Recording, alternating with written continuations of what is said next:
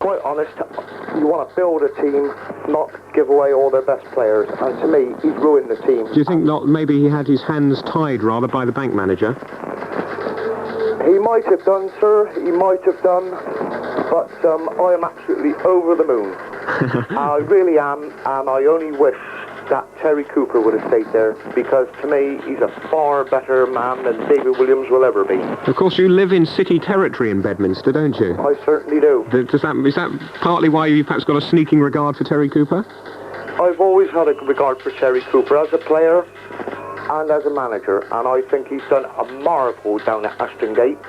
I think everyone would agree. Yes, I think he's done remarkably well to pull them up by their bootlaces. I think, to be fair to David Williams, certainly. Oh. Well. Are you still there? Sorry about that. I didn't realise you were in a phone box. Anyway, you reckon that he's done a good job, but realistically, Terry Cooper's not going to go and take the job at the Rovers. So who do you think they should appoint now? Well, Bobby Gould's name's been mentioned, yeah. And I just hope he doesn't, because what he done down the Rovers ground, I think, was a disgrace when he walked out and went to Coventry, and I just hope he don't have Bobby Gould. Well, that's in the past to a certain extent, isn't it now? But so let's be positive and suggest a few names, because we've heard Larry Lloyd and Bobby Gould mentioned, Mick Mills even. Mick Mills, yes. Yeah? Mick Mills. I know he hasn't had any experience as manager, but he's a very experienced player. He was an England international, like Alan Ball was.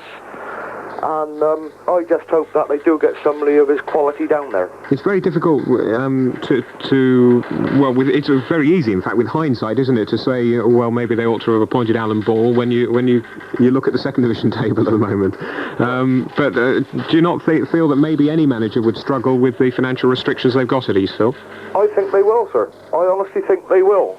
And to be quite honest with you, with Mr. Fluke and Mr. Bradshaw, if they would only donate their money to the Rovers, like Harry Dorman did to the City, maybe they wouldn't be in the quandary what they're in now. I think, actually, if you actually looked behind the scenes, you would find that if it wasn't for Martin Fluke and Barry Bradshaw, there wouldn't be a Bristol Rovers now.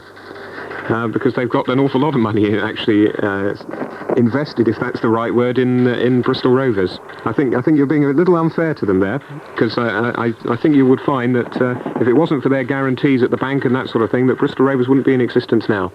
Anyway, interesting points. It'll also be interesting to see who they eventually appoint, won't it? Pardon? It'll also be interesting to see who they eventually appoint. Well, that's quite correct, Mr. Turner, and I just hope it's not Bobby Gould. I just hope it is somebody who has got some experience as a manager, or give Mick Mills a chance, or as that young man from Filton said, Wayne Jones. Right, okay, thanks very much indeed. Well, we will say goodbye there before you actually run out of all the money in the world. Okay then, Mr. Turner, much obliged. Thanks very much indeed. Yeah, latest scores in the First Division. Luton 1.